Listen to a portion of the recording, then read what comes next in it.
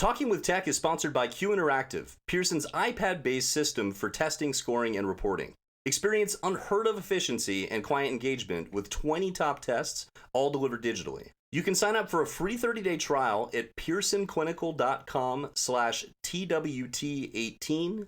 After that 30 days, if you want to go ahead and use it, call 1-800-627-7271 and give them promo code TWT18 to get 10% off the Q Interactive license. This is only good through the end of the year, December 31st, 2018, so try it now.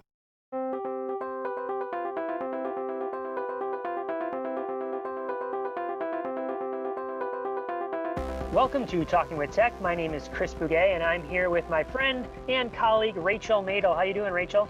I'm doing really, really well today. I had an amazing experience today that I feel like just reminds me why I am a speech therapist, and specifically, it was an AAC experience.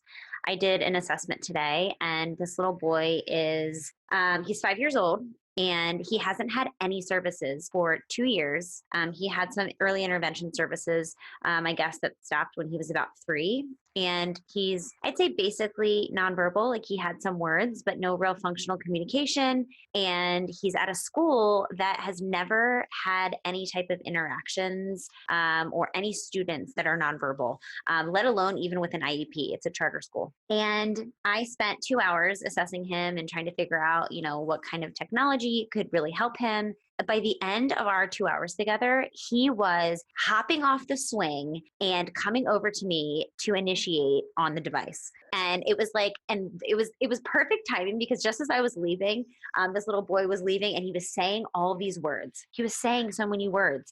And the principal was like, wow, why is he talking so much? And I'm like, it's because AAC helps kids talk. And it's just like, it was so perfect, because I couldn't have, created a situation that was any better to showcase that AAC helps kids communicate verbally, along with, sometimes kids don't, have the ability to communicate verbally, but it was such a great experience.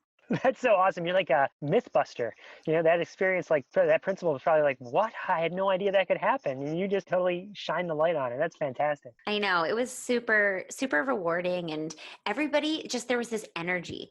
Everybody was so excited. And they had no idea that this, child was capable of all these things. It was just like, everyone was amazed. They're like, we can't believe he's like, we've never seen him this interested in an iPad. We've never seen him sit and attend. I'm like, see what happens when you first of all believe that he is capable, right? Because I could have come in and just been like, well, let's see what PECS is all about, or let's use, maybe some low tech options, which they had tried, but, weren't being successful. And instead I was like, I came in, I'm like, listen, like, we're reaching for the stars here. And you know what? He rose to the challenge. Rachel, give me more specifics. What exactly did you do? How did you get that joint engagement with him? Well, first of all, when I first walked in, he was having a really tough time. He didn't want to be sitting in the classroom, and he was kind of running all around. He elopes a lot. And so, the first thing I do when I go into an assessment is, what is this child motivated by? He wanted to move, and I was like, we're moving and shaking. I don't care if it was just recess. And so we left the classroom, we went to the playground, we got on the swing, and I just started having him say, I was like, ready, set? Because he was able to say swing, and he was able to say push, probably because that swing is very motivating to him. And so of course I was like, what kind of core words can we do with this? And, we started working on ready, set, go. And it was amazing. He was saying go by the end of it.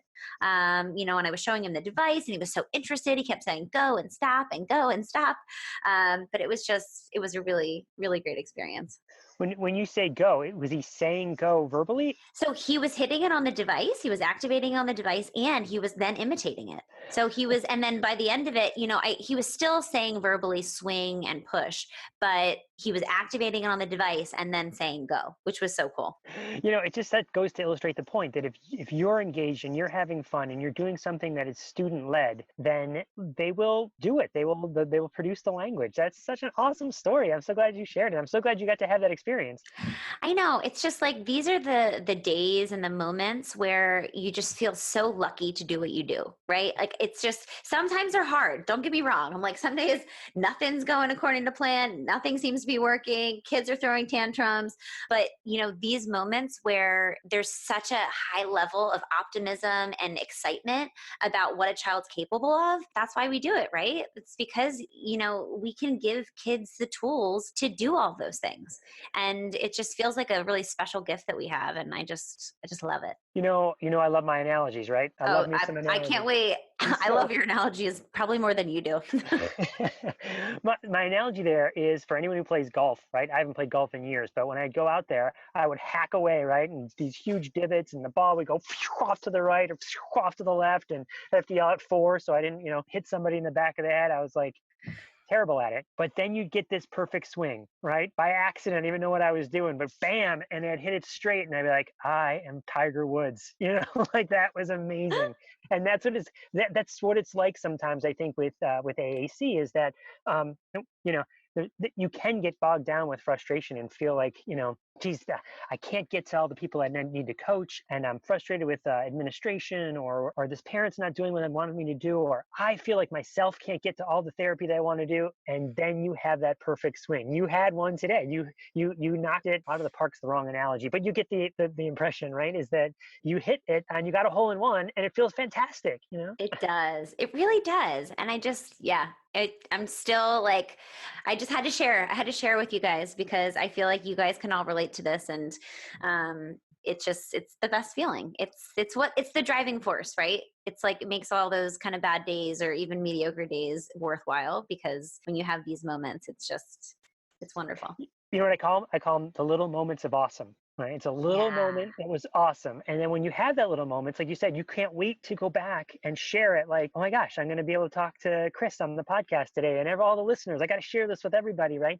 I feel that way about social media in general. Like, here's this little moment of awesome. Like I'm in a presentation, or I'm working with a kid, and this little thing happens, and I immediately like a perfect example would be I walk into a room and I see that they put a giant poster board up on the wall of whatever the communication app they're using. And it's like, I didn't tell you to do that. I didn't even give you that strategy, but yeah, you went to do it. So I'm going to post that little moment of awesome. When I say post it, what I mean is I'm going to take a picture of it, and then I'm going to blast it out on social media. For me is Twitter.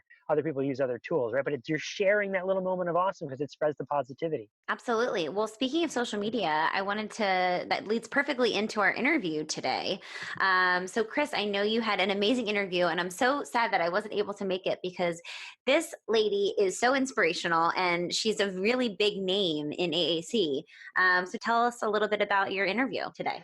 So the interview today is with Dana Nieder, and you're going to hear me gush a little bit right at the beginning. I don't even let her talk. Like at the beginning of the interview, you're going to hear me just go on and on about how her blog and her being willing to share as a parent, and the experiences she was having as a parent going through the system, not necessarily the system meaning an AAC system, but the system of getting a device, what that's like. And she was brand new to it. She shared these experiences on her blog, and I would follow along on her blog. This is years ago, and it really was instrumental in changing my mind and my practice, and really opened my eyes.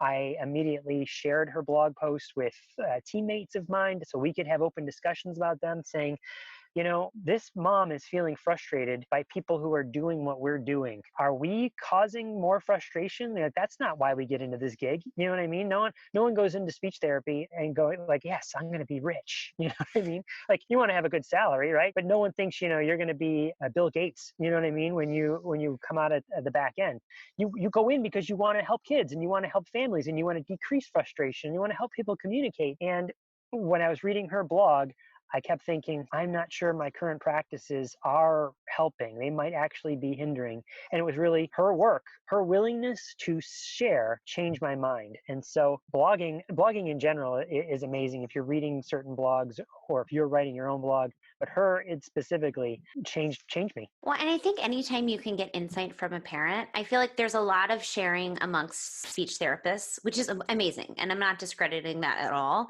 But I think that parent perspective, getting a glimpse into what it's like to be a parent of a child who is an AAC user is so valuable, right? Because it's the number one thing that I want to know about, because I feel like you said, it shapes the way that I practice, right? And we can't understand that insight unless we have blogs like Dana's, kind of highlighting what she liked, what she didn't like, what works, what's not working, what's realistic, what's unrealistic.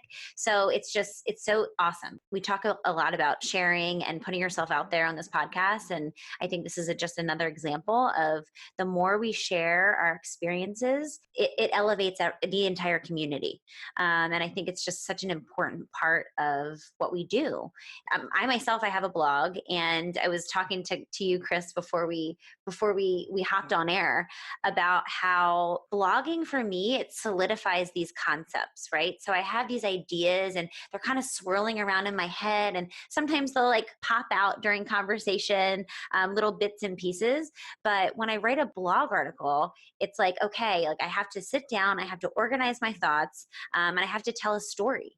And I have to think about how, these experiences that I'm having in my clinical practice and these kids that I'm working with, I have to think more big picture about it and figure out like kind of what have I figured out works, what doesn't work, what do I have problems with, in the way that we're kind of doing things, and some of the struggles.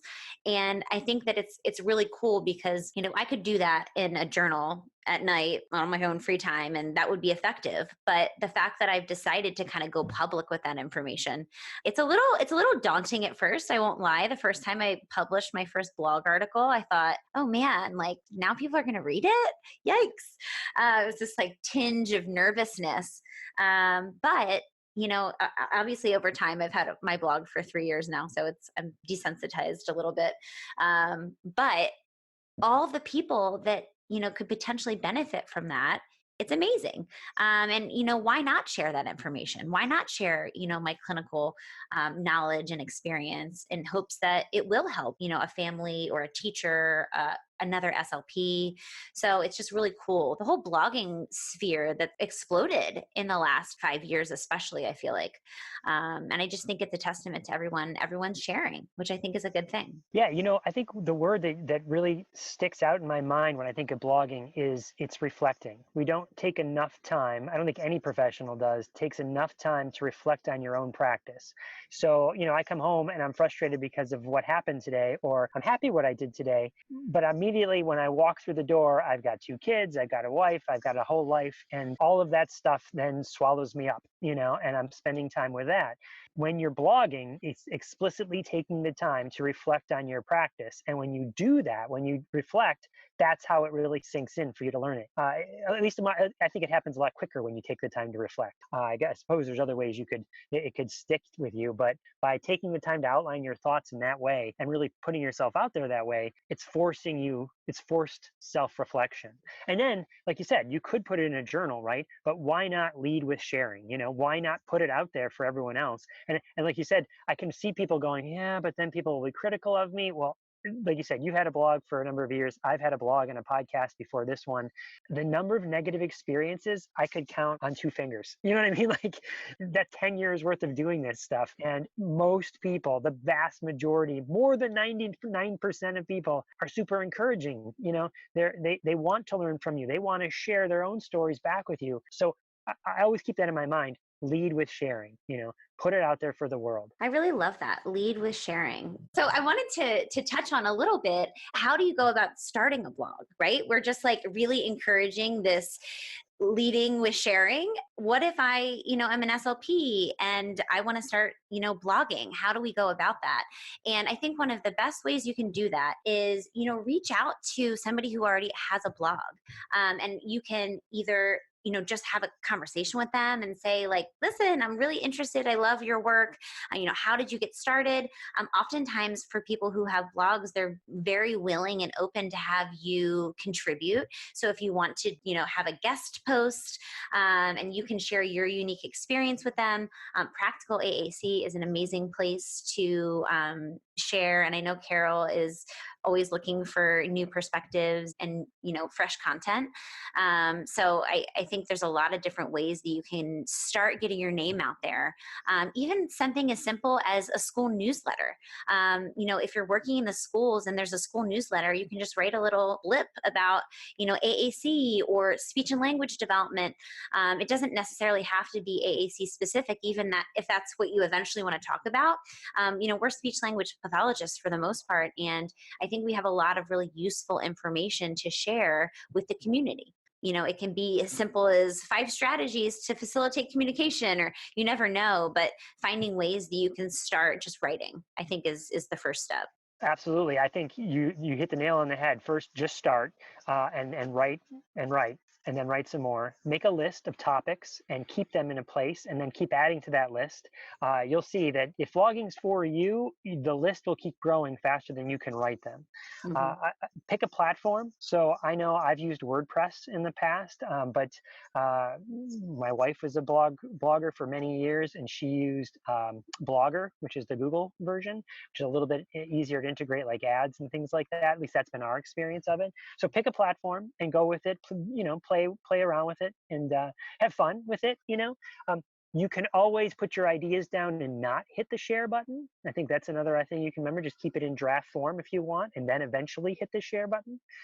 Something else I think too is you don't necessarily have to be, especially in today's day and age, your blogs don't have to be super long, right? It could be an image and then, 2 paragraphs, maybe 1 paragraph. I know a blog that I subscribed to for many years and continue to subscribe to is Sean Sweeney's Speech Techie blog. It's kind of famous in the speech world. And his posts are relatively short because he understands now in today's day and age, TLDR, too long, didn't read. But if it's just, here's an image, let me tell you about this app, here's 2 or 3 ways why I like it and how I use it, good to go. It doesn't have to be what's it called, War and Peace. You don't want it to be War and Peace. You want it to be short. Yeah, and I have a blog and I also do video content, and so I'm always thinking through the lens of like, what can I create, and what kind of content do people want? And now that I kind of am thinking through that lens as I'm going through my day to day and my practicing and I'm working with kids, it's like whenever I have this, well, 2 things. One, if I keep saying the same things over and over again, I'm like, let's just like make this into a blog post that I can share, or a video that I can share, almost just from an efficiency standpoint. Because it's like, okay, like I keep saying the same things over and over again. It's time to create some type of content that I could just email to somebody or text them, because it means it's important, right? If we keep saying it over and over again. But the other thing is when I get excited, when I'm talking about something, when I'm feeling really passionate, that's a clue that I should write it down, because that means that something inside of me is like sparking. And I think that's when you write your best content, is when you are super passionate and there's kind of like a little internal spark that has lit. And I think that's when my best work comes out of me. So Rachel, what you're talking about there is duplicating yourself, right? If you said it 3 times, the 4th time you are wasting your time, because if you had taken that 4th time to write up your blog post, now you can be duplicating yourself, meaning someone right now is listening to you and me on their drive or their commute, but someone else is actually spending time with you live right now in person in a therapy session or something. And then there's someone else who could be reading your blog post. You have now effectively made 3 Rachel Madels. You've duplicated yourself. We should get shirts made up that say Rachel Madel, Rachel Madel, Rachel Madel on our shirts. We should. Maybe we'll do that at ASHA. Maybe you'll see those shirts at ASHA. Yeah, you might. And if you do, you should definitely tag us on Facebook, because we might have some really fun Talking with Tech shirts going around. But I think the concept there is that you are cloning yourself, you're duplicating yourself, you are making a copy of yourself so that you're not wasting your time. It is using your time effectively. That I'm going to say this to you, parent, but you're also going to need to not hear it maybe more than once. And so I'm going to send you this blog post, or here's the video that I made, here's some other content that will reinforce what I've just said to you verbally. I've often heard that too, that, okay, so if you said it 3 times, the next time you have to create some sort of video or blog or create it in a different multimedia. I think of that same thing about professional development, is that if I've made some sort of professional development course, or if I've made some sort of professional development experience, the next obligation is to make that professional development experience again in a different modality. If I've done it live, now I have to make a video of it, and then we have to talk about it on a podcast, and then I got to write about it so that people can experience it in the way that best meets their needs. Some people like listening, other people like reading. And I think that's a really important point, is that we know that kids that we work with, they all have individual differences. So do adults. And some, people like different mediums of information and consuming different kinds of, different formats of information. So I do the same thing. I'm like, okay, this was a blog post. Now let's make a video. Or I already made a video about this. Let's make a blog post. And I'll never forget this. I had a call with someone who was I was working with for marketing, like how I market, my brand and my business. And she was like, and I had all these ideas, and she kind of did an autopsy. Well, that insinuates that my website's dead. Not an autopsy, an audit, if you will, an audit of my website. And she kind of looked at all the content, and, then we had a call, and I had all these ideas. I'm like, I was just spewing out so many different ideas for content. And she's like, you need to squeeze every drip out of the content that you already have. You do not need to spend all this energy making more content. She's like, you have tons of content. You just need to start repurposing it and repackaging it. So I just thought that was really interesting. And, I guess because I just wrote a blog or I just made a video, I'm like, well, that content's done. I need to make other content. And the process of kind of making a video out of a blog and all those things, it makes you think, oh, well, in the video, I can show this, and I wasn't able to show it in the blog. So you just kind of think through the lens of the different kind of modalities, and it changes the content slightly. But I think it's a really good strategy. I love it. Now, so we talked about writing on blogs, but something else to write is reviews. Yes. And what's actually great is that we are at 60 reviews. So if you guys haven't heard about us talking at the very end of our episodes, we are trying to get to 100 reviews by 2019. And I'm really excited, guys, because I think we started with 30? So we've almost doubled our reviews. If I was running a marathon, I feel like I'm halfway, and I'm like, I can make it to the end. So if you guys haven't already, please, please, please leave us a review on iTunes. We would greatly appreciate it. One of them I want to share because I think it's incredibly relevant. It's from a parent. And because Dana is a parent, I thought, why not share this amazing review? So it says, I listen to this on my exercise walks at night, which is supposed to be my time to decompress, but I get so excited about all the stuff that I hear. And I want to look up the references and tell everyone about all the information. It really helps to see the perspective of an SLP in all of this, as well as these resources. As a mother of a young user, it's pretty isolating and difficult to see the future. So it's really cool to hear about an AAC conference of adult users and all these interesting ideas about how to implement and how to coordinate with all the providers, etc. I just love it.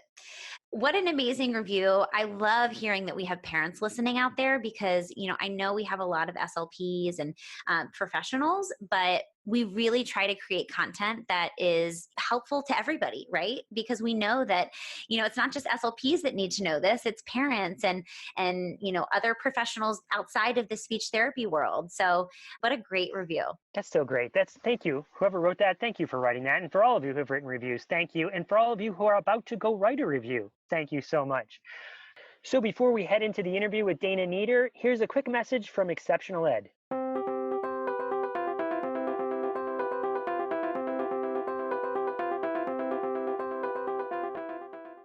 Hey, Rachel, it's that time of year again. The ASHA convention's coming. I'm so excited to head to Boston, and you guys should come visit us. We're going to be at the Newsline booth 331. Please come over and say hello to us. Yeah, I'm not going to ASHA. I wish I was going, but if you're like me and you can't go, isn't there some sort of digital goodie bag? Yes. So beginning on November 15th until the end of the year, you can sign up for our ASHA goodie bag giveaway. And it's packed with all types of resources, checklists, how-tos from myself. I have a resource that I'm giving away.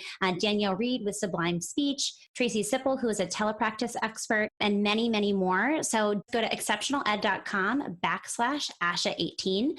And everybody who signs up also gets access to Newsline's news, jobs, education, and blogs. So don't forget to sign up for your free goodie bag. The other exciting thing is that we're giving away a $100 Amazon gift card. So if you come visit us at the booth, we will ask you a simple question about how your experience is going at ASHA, and you will be entered to win our gift card.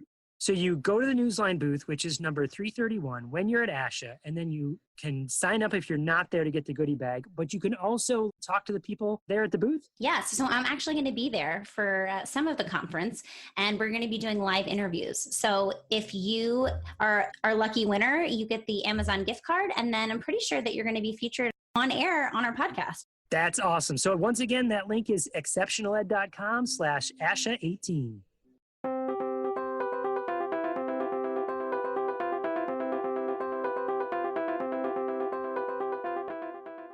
Well, welcome to Talking with Tech. My name is Chris Bouguet, and today I'm here with someone that was very influential in my own practice. Her name is Dana Nieder. Am I saying that right, Dana? Oh, it's Nieder. Nieder, Dana Nieder, right. I'm going to mess it up. So Dana Nieder. So Dana, I said that you were very instrumental in my own practice, and so I want to share kind of the story with you. Did you hear that honk? Yeah. Cheering us on with the honk.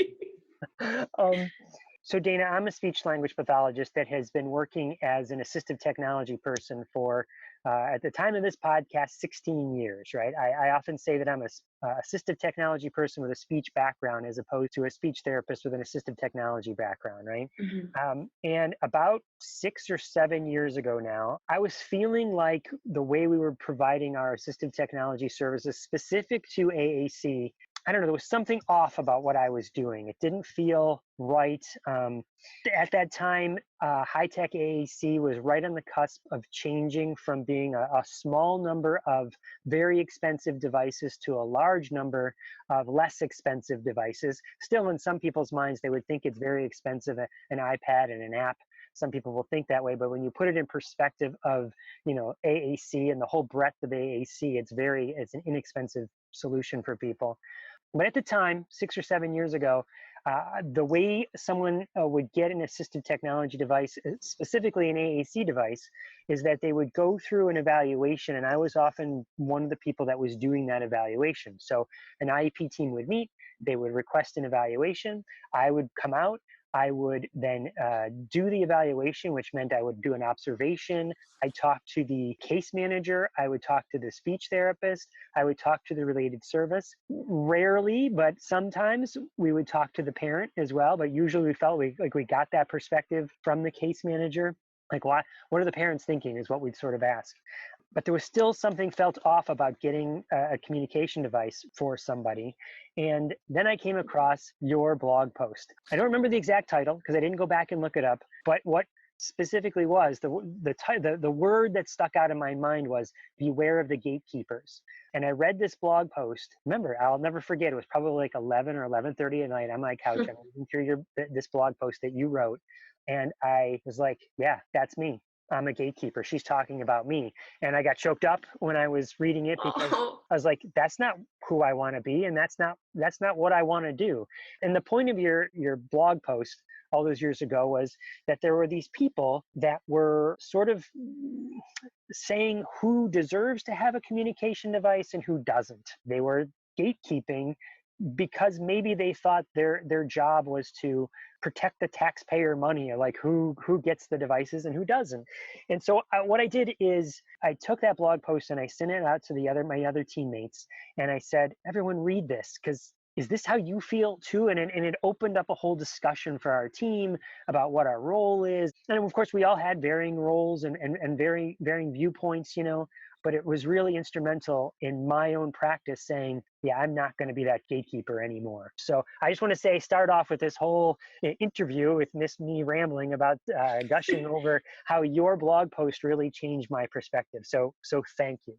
So what's your story with AAC for the people that don't know? So my story with AAC is, I was just a science teacher, a middle school science teacher. I had no knowledge of speech or Technology. I'm still not a very technological person, other than like doing a hard reset. My tricks are really limited.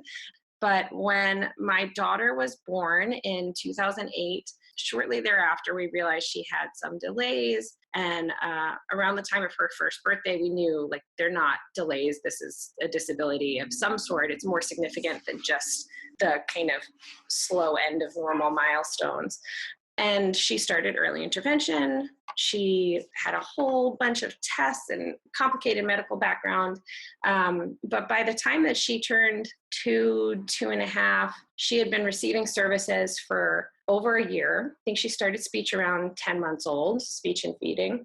And still no one had ever mentioned to us that there was anything more that we could do than just keep working on speech sound production. She wasn't able to imitate sounds. She really had 2 sounds.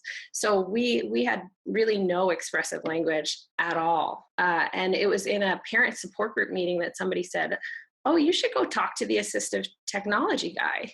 And I was like, what's that?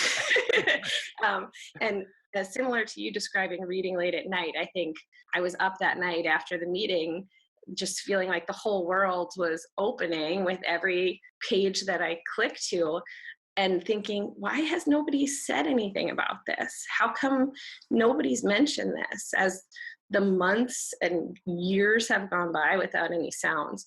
And so when I kind of held off, let me think. We tried a few things at home. I downloaded some apps. I went to some kind of AAC introductory trainings as just a mom.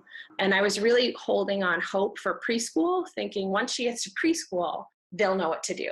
Because here in New York City, she went to a center-based school, lots of therapies, and I thought they'll be able to take care of it. I think the first week I met the speech pathologist and I said, hi, it's so nice to meet you. We want an AAC evaluation. And they were like, okay, great.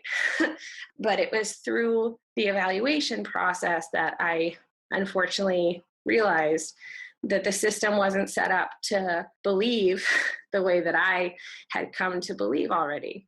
And so we kind of had a brief foray into trying to let the professionals do something before I said, okay, I take it back. I'm just going to figure it out on my own and we'll just do it our way. And luckily, through the power of the internet and Twitter and having like access to professionals who were willing to help me figure it out from kind of around the world, I was able to do a lot of things on my own that I wouldn't have been able to do before social media and the wonderful world of the internet. Let's see. So that was probably around the time that I wrote that blog post that you're referencing. That was the end of Maya's preschool, I think. And I had been getting angrier and angrier. You were feeling frustrated by the system. Is what I really was. I was so frustrated by the system, and I shouldn't say never, but for the most part, I really felt like the people who I was frustrated with really thought that they were doing everything the right way. I mean, I didn't, subscribe any malice to them. I thought they were doing their job the way that they understood they were supposed to do it, and kind of following the rules and doing what needed to be done. But it just, in my opinion, it just all needed to change. This system of evaluating kids by kind of testing them and making them prove readiness in a 2-hour session or across 2 days, or it doesn't make sense for a device that's supposed to last for a year. It's just not meaningful. Or longer. Right? Right. I mean, or maybe possibly someone's entire life, right? And you're trying to make an assessment in a relatively quick amount of time, and then like that gatekeeper's blog post mentioned, it's sort of, I mean, the point of it was, are you trying to find a communication device, or are you trying to prevent people from having a communication device? The mentality that you need to try low tech first, or that the student needs to prove themselves in some way in order to get a very robust system, right? Mm-hmm. Right. And the gatekeeper post, so we had one evaluation that kind of made us jump through some hoops and said, oh, she's not ready. We'll use this smaller, like light tech device. And don't worry, like that's only for a year and she'll be able to really grow into it. But then the field changed, more apps were released. We found Maya uses Speak for Yourself, and she's used it since she's 3. It's been a great fit for her. And it was the following year that I just wanted to have her evaluation redone so that it would be documented on her IEP that she was using a high-tech device prior to her entering kindergarten. Mm-hmm. And that was the evaluation when the evaluator said, I really think she'd do better with something more simple. After she had been successful for a year using this device that she could really navigate quite well. And I think it was probably a day or 2 after that meeting that I wrote the post. I couldn't do it anymore. Right. So tell me what your experience has been since then, because when I think back to 2008 and 2010, right in those years, that's really when maybe I would say the shift in AAC has happened. I think, core vocabulary was still kind of a new concept for a lot of teachers, definitely teachers. It's still new to a lot of teachers, but I think you'd be hard pressed to find a speech therapist that hasn't at least heard the words core vocabulary now. Right then was when more and more, like you said, Speak for Yourself came out, Lamp Words for Life came out, Prolo Quo had been out, and now there's even more. And so, like I said, the price point has come way down. What is your experience since then? So my experience since then, that's a good question. Things have changed for us.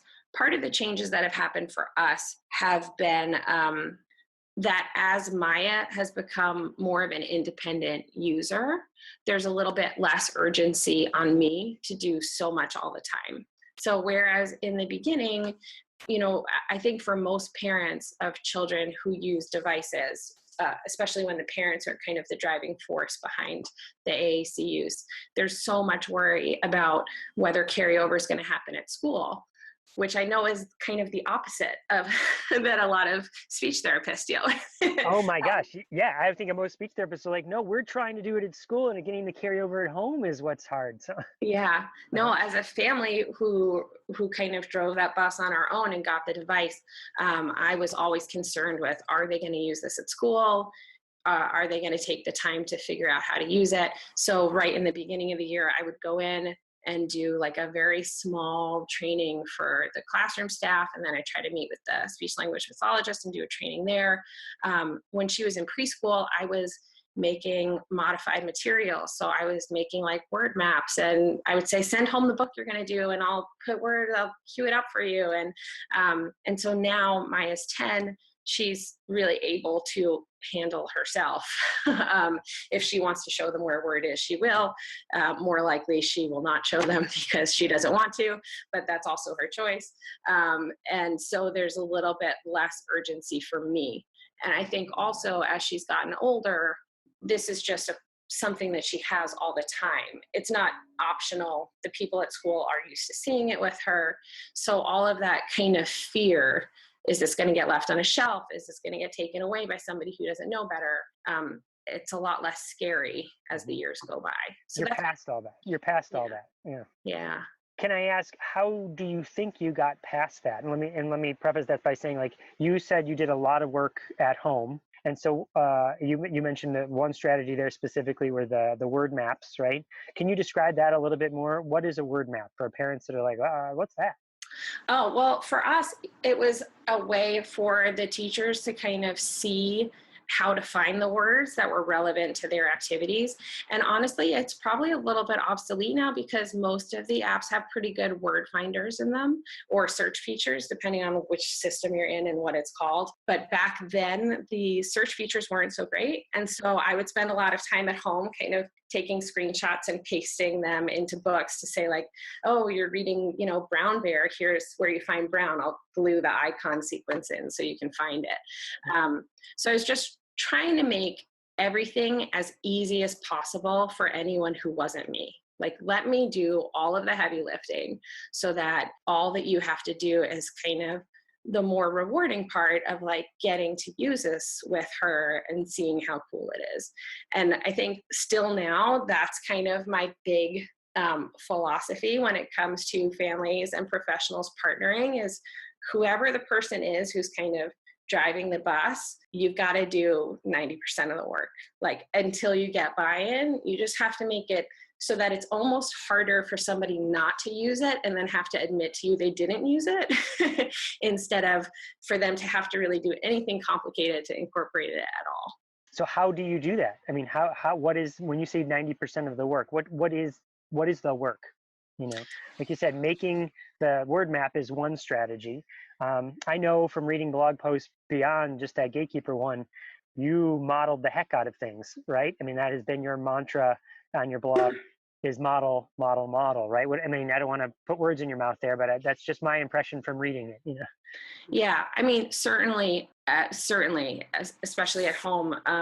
You know, on the blog, I did a 21-day model challenge at one point, and it really changed stuff for us too. I just thought it'd be something good to do for like my online community, get everybody engaged. And I was like, no, like I'm carrying this around every day again. I mean, at this point, you know, it's 5 or 6 years into Maya's AAC use. And so there are definitely days that she has more verbal speech now, and there were definitely days where it just kind of sits. And so forcing myself to really pick it up and have it with me all the time, wow, modeling makes a huge difference for like obviously, but even for people who are kind of old hats at it, to pick it up and use it more again, I was like, wow, I didn't realize I forgot where a bunch of words are. And but look, we haven't added things in a while. And so yeah, modeling is a big one. But I think that the type of support specifically, or the type of work, kind of depends on who you are. Are you a parent? Are you a speech therapist? Are you a teacher? Who are you trying to support? The same thing. And what is their level of comfort? Are they a beginner? Are they have kind of in the middle? Are they advanced? And I think that based on kind of those factors, there's really different specific concrete support that can be provided.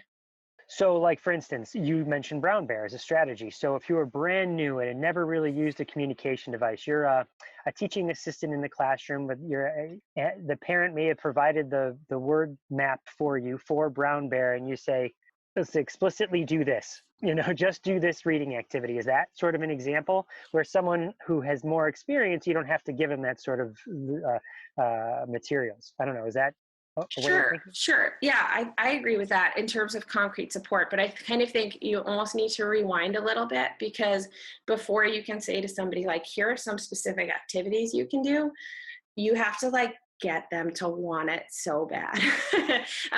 When I talked recently, I got to speak at AAC in the cloud, and I presented on kind of this teamwork and how the leader can kind of support. And the first step that I had in like kind of my framework was investing at every level, whether you're a beginner, you're intermediate, or you're advanced. You have to get investment from the people that you're trying to team up with. And I think that the investment can be broken down into like perceiving that something could happen. So for a beginner, it's really easy. Like you have to see that there's a need for something, right? So perceiving that there's a need for us to use a system because we don't have enough speech. And then you have to believe that it can happen. And once you have the perception and the belief that it's possible, that's where I think investment just happens naturally. And then if you're going to take that further, if you go to somebody who's maybe an intermediate user, they need to perceive that they're not at the end of the road. So maybe you have like a lot of words and you have a lot of comments throughout the day. Well, it's time for you to see what's missing. Are you missing a level of questioning? Are you missing some sort of pragmatic exchanges that you could target more effectively? And then again, you need to believe that the child that you're working with or your student is capable of continuing to develop in their AAC use. And I think kind of at every level, that investment is the first part, because telling people, here's an activity, you can do this is, I mean, maybe, but it's not going to translate into long-term anything. You and I would be best friends in real life, because let me just tell you that's exactly how I start all of my presentations. Is like people want to come in and they think we're going to talk about core vocabulary or selecting a device or something like that. And the first like half hour is all about exactly well, I have this thing called the necessary components of successful AAC. And the first necessary component is believe they will.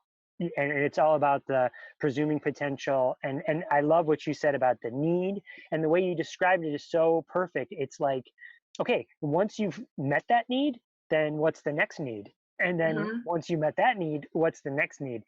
I can also remember again, I know I'm fanboying out here a little bit, but one of your quotes, either on social media or it was, "What was the last day you stopped learning language?"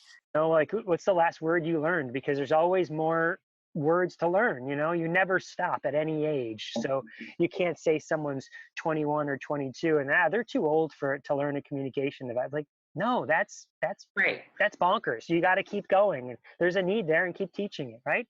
Right. And it keeps going. I mean, still, like, Maya is a capable AAC user. And honestly, over the past year, as her verbal speech has developed more and she's kind of hit her preteen attitude, she's like, kind of like, no, I don't want to. And I'm just kind of like, okay, I'm sure this is a phase, well, I kind of need to up my modeling a little bit, but I know she can come back to it. But I still think all the time about how much further she could go. Mhm. I mean, and when I see the most fluent adult users, it's amazing that they're amazing communicators. And I think that that's also something important that sometimes is lacking, even from speech therapists who are like really passionate about AAC use and implementing it with young clients.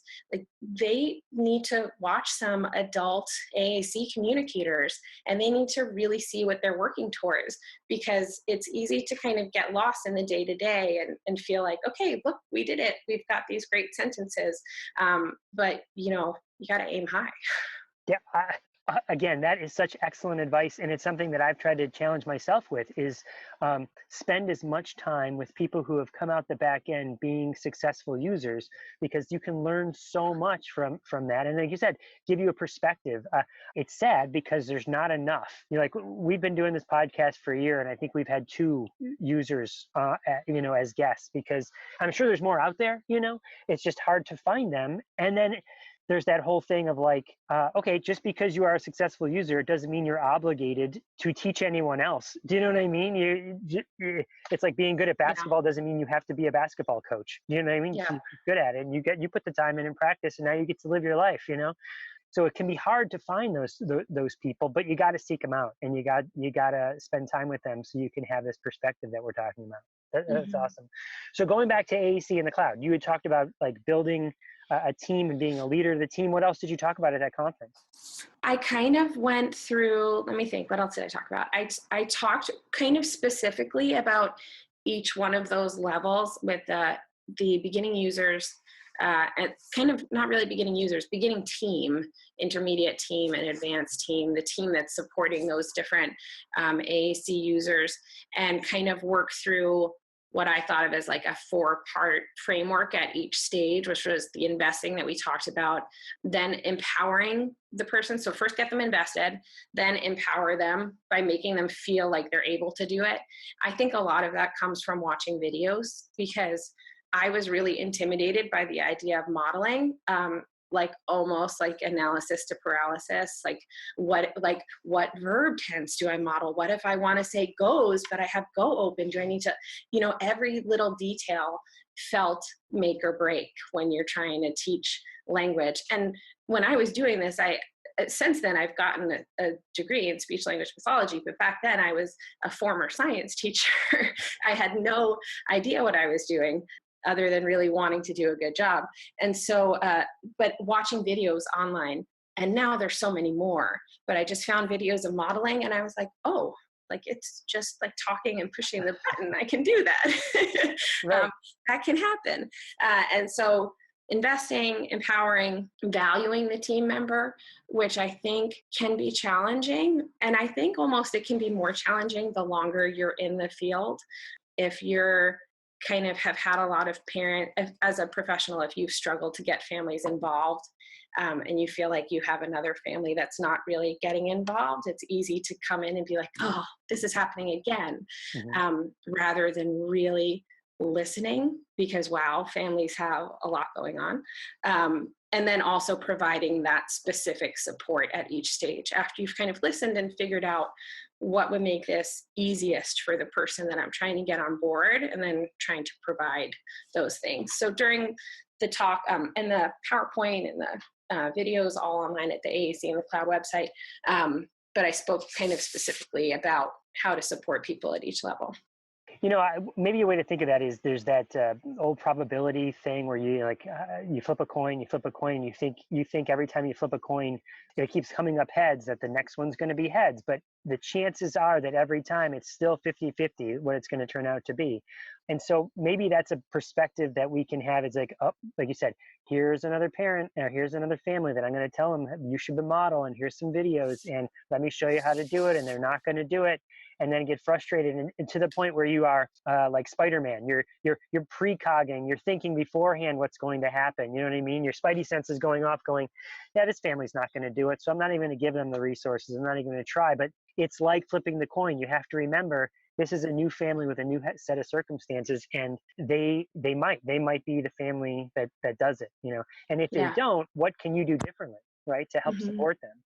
Right. And there's families that are, that was another thing that I discussed actually, was kind of the reasons that families might be resistant or hesitant, because it could really be either. And I think those are also two very different things to get on board. And it's not without meaning. Families and speech language pathologists, we all want to support this child in becoming the most effective communicator that they can be. And so I think that families really struggle with a lot of different challenges that maybe would be difficult for some professionals to imagine. So some of them would be, a lot of families are provided with misinformation, and sometimes by professionals, such as, your child really has to use all of these, they have to get to, level 4 with the picture cards before we can transition. And so then if a new person is saying, I really think they should have a device, well, if you had a longer relationship with the person who is telling you they're not ready yet, and this new person comes in and says, let's get them on a device, that's really confusing. And I think above all, parents are worried about doing the wrong thing. And when there's conflicting advice, it's really difficult to figure out. Yeah, that can be so difficult. Well, hopefully there's less people that feel that way now. I mean, I know they're still out there because I have conversations with them out in the world. I was just presenting at a conference recently, and during a break, a professional called me over and said, "Are you saying maybe we don't do picture exchange?" And I was like, "No, I'm not saying maybe don't. I'm saying don't." Is there some part of my presentation that I thought like it was confusing? Because I thought very clearly, no, I'm saying you start with robust and model. And if there's some reason not to do that, be explicit why you're not doing that, But yeah, that is such a good perspective, that if you had such a long relationship with a previous person, or you're getting misinformation, or you're getting conflicting information, how do you know what the right thing to do is, Right. Or like we said before, I think that especially parents, they don't know what AAC is supposed to look like. So do they think that it's just going to be, like pressing cookie and giving your child a cookie? Because that might not seem like any more communication than the child taking them to the cookie box and pointing to it. So I think as we're thinking about making sure that as professionals in the AAC field that we are trying to seek out advanced AAC users, we also have to make sure that we're sharing some of these stories and videos with families so that they see what autonomous, independent AAC use can look like as an end goal. Yeah, there's this feeling maybe that you're not alone out there, and you can do it together. And if you're part of a community of people that are trying to figure this out together as well, right?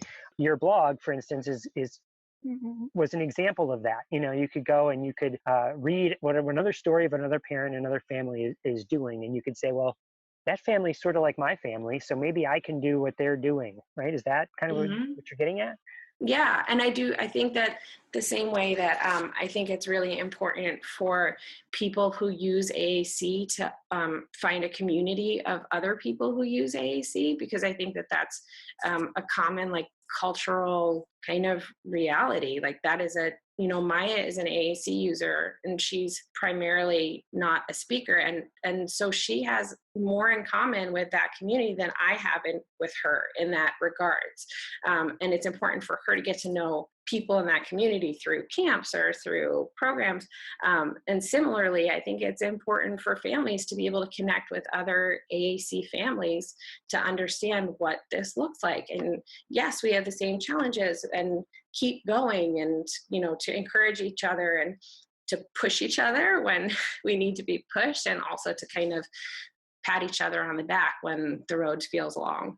Are there any specific, groups or resources that have helped you over the years, or that you participate in, that you would recommend to families? Like, you should definitely get into this community if you can. I try to seek out the communities where I feel like there's a mix of voices. I like the kind of a lot of the different apps. The Speak for Yourself users group happens to be very active, and also happens to have a mix of people who are on many different systems, even though it's called Speak for Yourself users group. And so that's one of my favorite Facebook groups. There's also a kind of a new to me group anyway called Ask Me. I'm an AAC user, and so I value those voices so highly. And that's one of the things that I actually like about the community that tends to follow our blog too, is I feel like when I post something, I'm seeing professionals, I'm seeing parents, I'm seeing other therapists and teachers. In terms of the professional pages, obviously things like Practical AAC, things like your podcast, and Lauren Enders and Rachel Langley, and kind of the hit list of people that you guys have had on the podcast. But in terms of communities, I like the ones that don't feel like echo chambers. I want to hear a lot of voices. Yeah, different perspectives. I often fear that too, that you could, you wrap yourself in this bubble, and then you think you're doing the right thing all the time because you're just talking to all the same people that have the same perspectives of you as you. Right. So you have to get out there and hear those other perspectives, and have an open mind to them, so that you can say, okay, is this something I'm doing right? Maybe I am a gatekeeper, because if you don't do that, you just think you're right all the time, and you keep patting yourself on the back. And so, yeah, it's cool to challenge yourself. Plus, like you said, different voices from different perspectives, not just people who think differently than you, but who are coming from different perspectives. Parents, doctors, occupational therapists, speech therapists, teachers, because then you can all get a better picture of how it could work. So back in the day when you were first modeling and first implementing the device, Speak for Yourself, did you have like a specific way of doing it? Like, what I mean is, some people try and follow like a word of the week, or words of the week. This week we're going to practice in and out, and next week we're going to practice up and down. Or was it more naturalistic, like just around the house where I just modeled whenever I could? What was that experience like for you? It was definitely more naturalistic. I know like Practical AAC has these great like core words of the month and like the year of core words. Now, I don't know if they did back then or if I just wasn't aware of it. This was back like 2012 was when we started, basically the first week of 2012. And so, yeah, I kind of just started with a small group of words that I thought made sense. And when I look back now at some of the stuff that I wrote a long time ago, I'm really glad that I wrote it, and I can look back on it now that I have the speech language degree. Because when I look back, I think, wow, she knew a lot as a mom. And I think that if it wasn't documented, as the years go by, I would somehow start to think that I learned that stuff at school.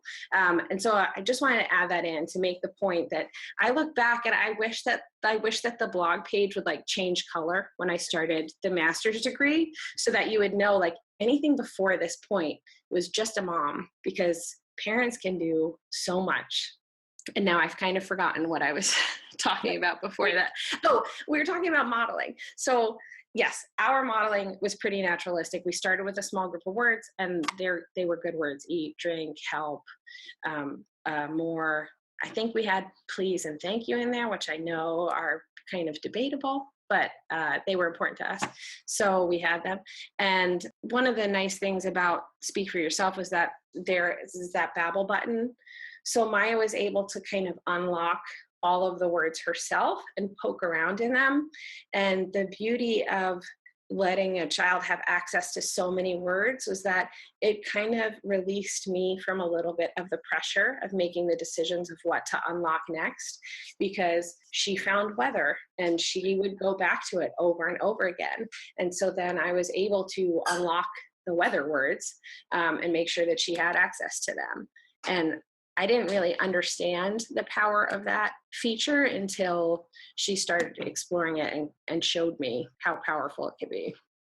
Oh my gosh. So there's two things there I want to touch upon. The first one that you said, the power of babbling and discovering words. Part of the presentations that I do, sometimes I do this activity about we call it the least restrictive option, or I call it the least restrictive option, which is, and then I pose the question to the audience or the participants. I say, okay, which is the least restrictive option? Locking words out, like masking words, and then when a student's ready for those words, unmasking them, or keeping the system as open as possible, even though there might be words on there that the student will never use, and it might be too visually cluttered for them, and when we have a discussion about it. And I often say, like, I tell a story about this one boy who, they did do a word of the week sort of strategy where it was like, okay, we're going to do up and down, we're going to do in and out. And one day this boy comes in and he's like, play. And he goes over to get the puzzle and he presses play, play, play. And the teacher and the speech therapist look at each other like, did you teach him play? Did you teach him play? How did he learn play? It's like, well, because receptively he knew what the word play was.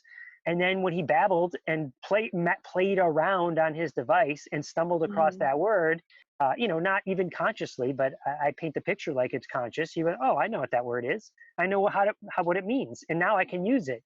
But if we had locked the device down and kept the words, only until he was ready, until we thought he was ready, then how would he ever surprise us that way? Which sounds like what happened with weather for your daughter. You know what I mean? It's just like, Yeah.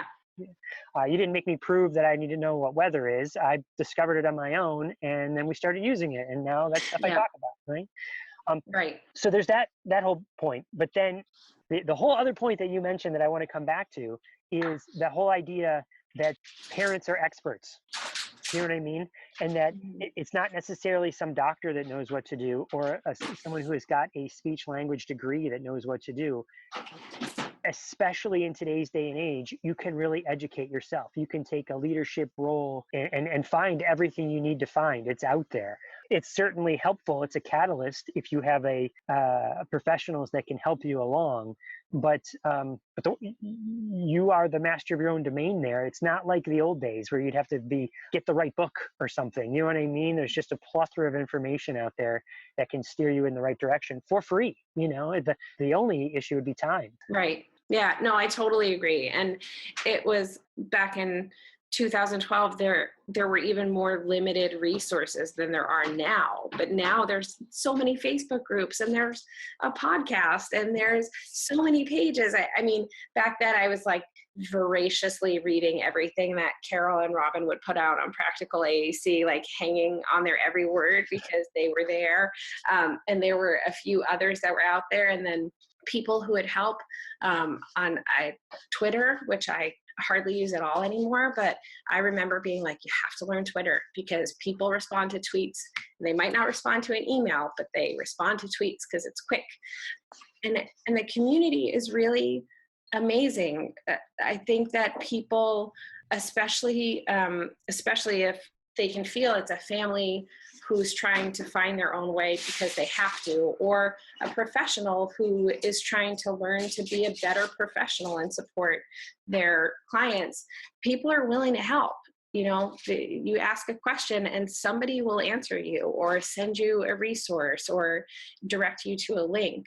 The information is out there. And when families are driven, they often will come into a school or come into a meeting with a pretty good idea of what they want and why they want it. And I think in a situation like that, the most important thing for the professionals to do is really listen first, because the families are there forever and the professionals are there for maybe a year or so. And so their role really should be more of a coach and a facilitator and less of like, okay, let me take the reins and see what I can make happen. Yeah, really empower the family to take the reins rather than take it away from them and say, we're going to do it. I couldn't agree more. Dana, just to finish up here, because I know I've taken up a lot of your time, so I appreciate you. And I know listeners, Dana is doing this with a sore throat and sick. She still came on. She's a trooper.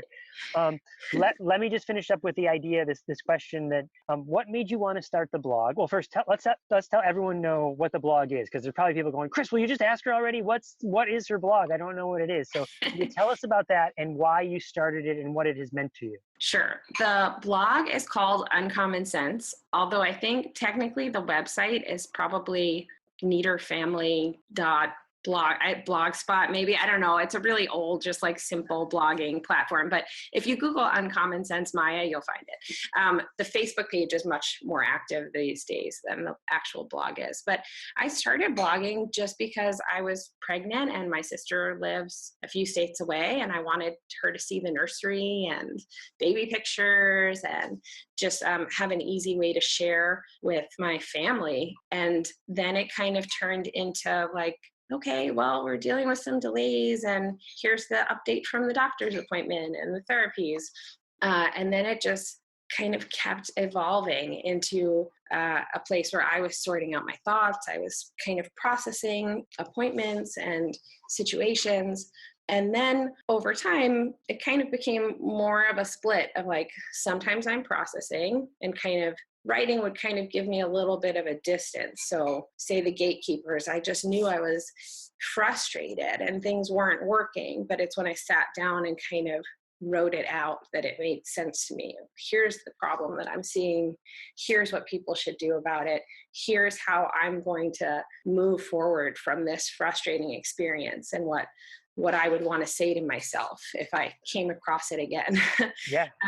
And then it became also kind of writing what I wish I could have read a lot as I became more able to like make a quick activity to do, like, well, let me share that and let me make a book to go with it and share that too, because I can see it more easily now. And in the beginning, this would have taken me forever. So let me help parents by trying to think of the things that would have helped myself if I had read them or saw them, and kind of building community too, like the 21-day modeling challenge, and just wanting to help my former self. I think I really do. I write the stuff that I wish I could have found when I needed a hand.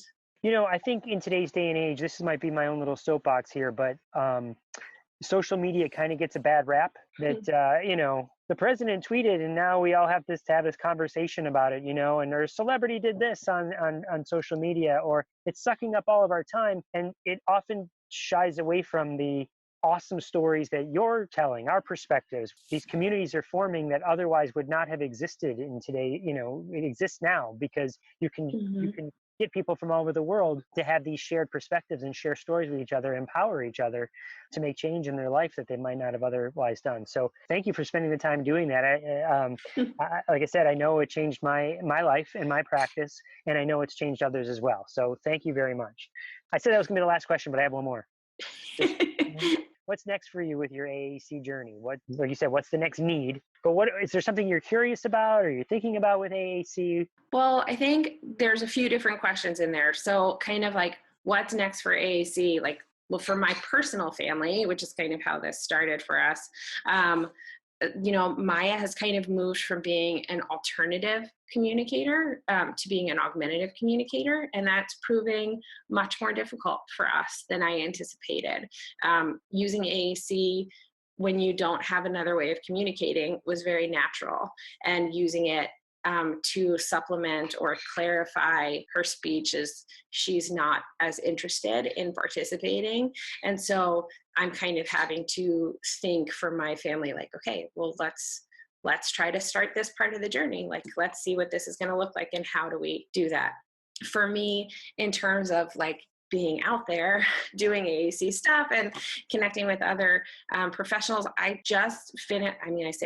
graduated in May with my master's degree. And so I'm looking ahead. I took the summer off and I'm just starting to look for a clinical fellowship position and finish up the long journey towards being licensed. And yeah, I love I really enjoy thinking about this partnership between parents and professionals. And I think because I've kind of straddled this triangle that I was a classroom teacher, I am an AAC parent, and now I'm becoming a speech language pathologist.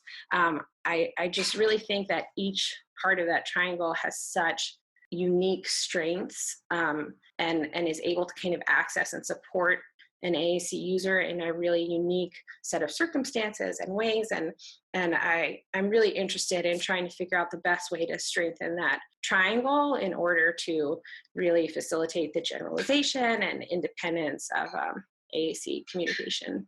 Awesome. Yeah, you do have all these different perspectives that you can tie together for people. So that's fantastic. So best of luck. Congratulations. And I know you're going to do great. I know we will follow up and find out, what happens with your journey as far as your CFY and where you end up as getting a job. That is fantastic.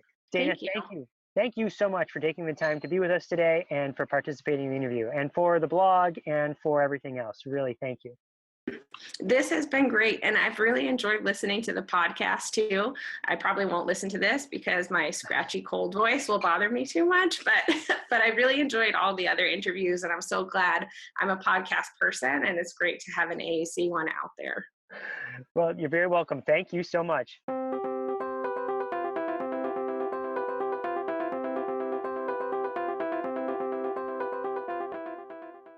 Well, that was an amazing interview with Dana Nieder. What a inspiring mom. I just love hearing the parent perspective. And I think it's, like I already said, very valuable. And I'm just so excited that she was able to come on and you were able to talk to her.